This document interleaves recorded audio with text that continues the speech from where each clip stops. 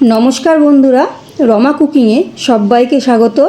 আজকে আপনাদের সাথে শেয়ার করব চিংড়ি মাছ দিয়ে কোয়াশের দারুণ টেস্টি একটা রেসিপি, যেটা বানানো ভীষণই সহজ আর এটা খেতেও দারুণ টেস্টি হয়। এখন বাজারে মোটামুটি কোয়াশ খুব ভালো পরিমাণে পাওয়া যায়। কোয়াশ একটা পাহাড়ি অঞ্চলের খুবই উপকারী একটা সবজি। এই সবজিটা খাওয়াও শরীরের পক্ষে ভীষণ উপকার। তাহলে চলুন আর কথা না বাড়িয়ে আমার আজকের রেসিপিটি শুরু করি। এখানে আমি দুটো কোয়াশ নিয়েছি। কোয়াশটা ভালো করে ধুয়ে নিয়েছি। এবার কোয়াশটা খোসা ছাড়িয়ে তারপরে আমি ছোট ছোট করে কেটে নেব। কোয়াশটা রান্না করার জন্য এখানে আমি কড়াইয়ের মধ্যে দিয়ে দিচ্ছি সরষের তেল।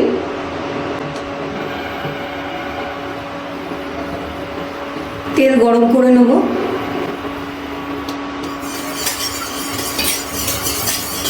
তেল গরম হয়ে গেছে। এবার আমি নুন হলুদ মাখিয়ে রাখা চিংড়ি মাছগুলো ভেজে নেব।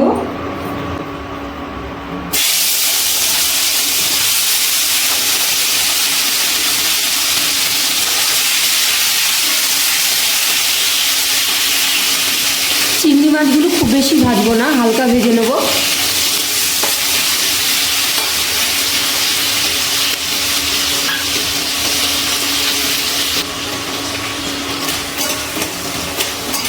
চিংড়ি মাছগুলো হালকা ভেজে নিয়েছি, এবার তেল থেকে তুলে নিচ্ছি।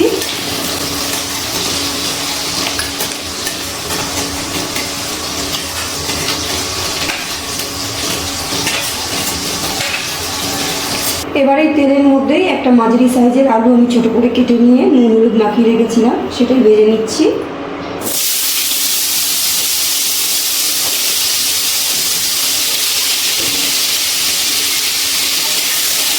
খুব ভালো করে লাল লাল করে আলুগুলো ভেজে নেব।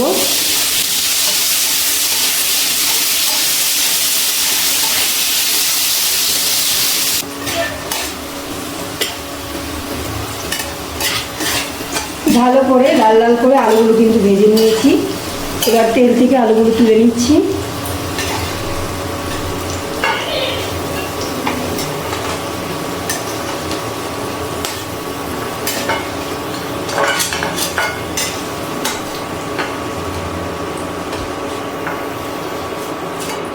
এবারে আমি ছোট ছোট করে কেটে রাখা নুন হলুদ মাখিয়ে রাখা কোয়াশগুলো ভেজে নিচ্ছি।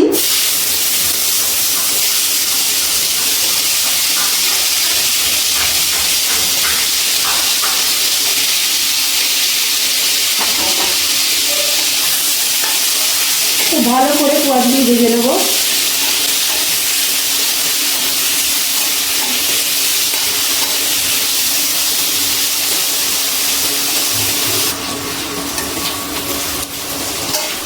খুব ভালো করে কিন্তু কোয়াশগুলো ভেজে নিয়েছি। এবার তেল থেকে তুলে নেব। কড়াই থেকে তুলে নিচ্ছি কোয়াশগুলো।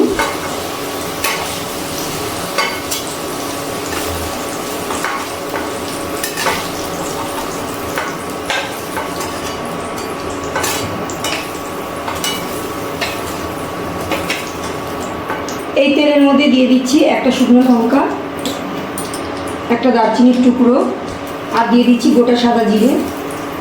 ফোড়নটা খুব ভালো করে তেলে নাড়াচাড়া করে নিচ্ছি।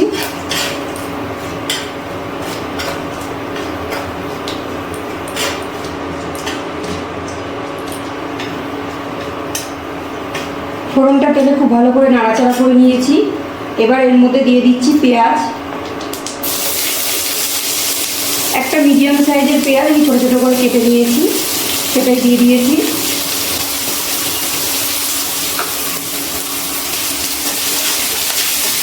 পেঁয়াজ ভেজে নিচ্ছি।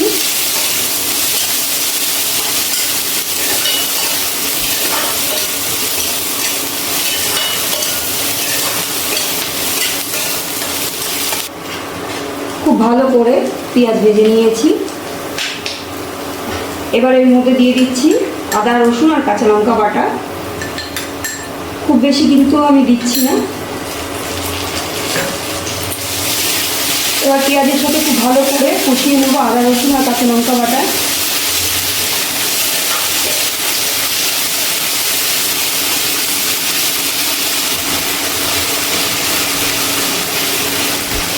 খুব ভালো করে আদা রসুন বাটা কষিয়ে নিয়েছি। এবার দিয়ে দিচ্ছি 1 চামচ জিরে গুঁড়ো, হলুদ, কাশ্মীরি লঙ্কার গুঁড়ো, পরিমাণ মতো লবণ। এবার সামান্য একটু জল দিয়ে দিচ্ছি কষানোর জন্য। সব মশলা একসাথে মিশিয়ে ভালো করে কষিয়ে নিচ্ছি।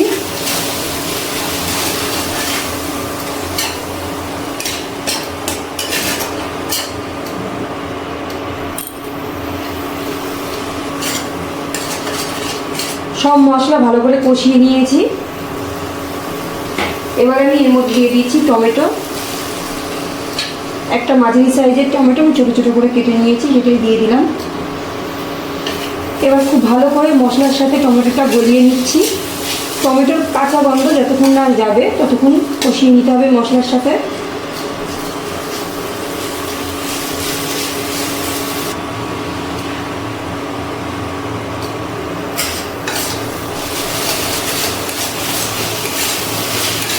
খুব ভালো করে কিন্তু টমেটোটা গলে মশলার সাথে মিশে গেছে।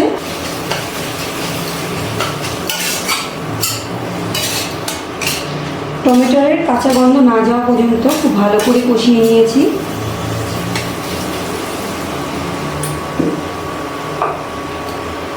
এবার আমি এর মধ্যে ভেজে রাখা চিংড়ি মাছগুলো দিয়ে দিচ্ছি। একটু নাড়াচাড়া করে নিচ্ছি মশলার সাথে।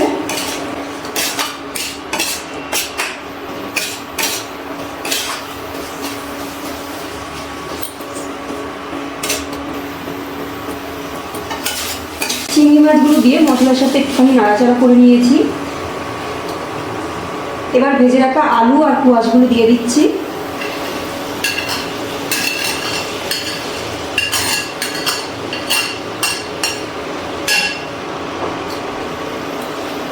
এবার খুব ভালো করে সব কিছু মিশিয়ে আরও একবার কষিয়ে নিচ্ছি।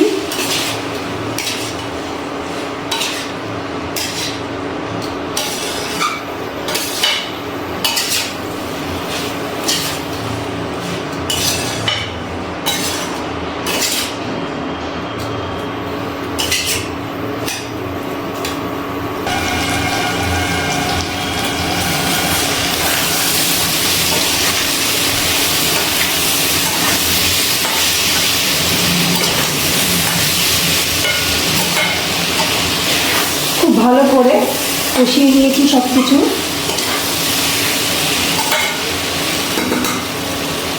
এবার এর মধ্যে দিয়ে দিচ্ছি জল।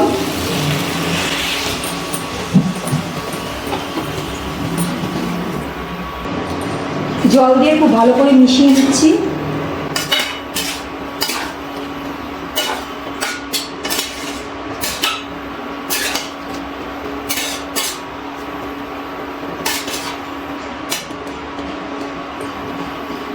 খুব ভালো করে সব কিছু মিশিয়ে নিয়েছি। এবার আলু আর কোয়াশটা যাতে সিদ্ধ হয় ওই জন্য আমি ঢেকে দিচ্ছি। ঢাকনাটা তুলে নিচ্ছি।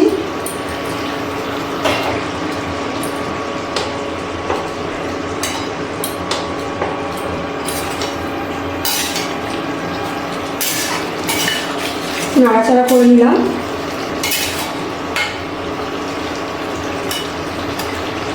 দেখে নিচ্ছি আলু আর কোয়াশ ভালো করে সিদ্ধ হয়েছে কিনা। আলু সিদ্ধ হয়ে গেছে, কোয়াশও কিন্তু খুব ভালোভাবে সিদ্ধ হয়ে গেছে।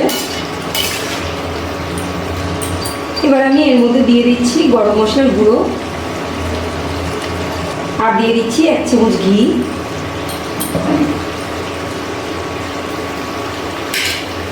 ঘি আর গরম মশলার গুঁড়ো দেওয়ার পর খুব ভালোভাবে নাড়াচাড়া করে নিচ্ছি।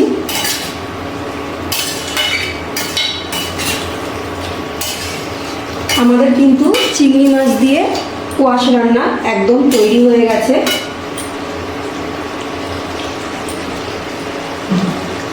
এবার আমি ইন্ডাকশনটা বন্ধ করে দিচ্ছি আর একটা ঢাকনা দিয়ে ঢেকে রাখছি। 5 মিনিট পরে আমি পরিবেশন করে নেব। চিংড়ি মাছ দিয়ে কোয়াশের তরকারি আমাদের একদম তৈরি। রেসিপিটি অবশ্যই একবার এইভাবে বানিয়ে দেখবেন। গরম ভাত বা রুটির সাথে খেতে কিন্তু কোয়াশের তরকারি দারুণ লাগে।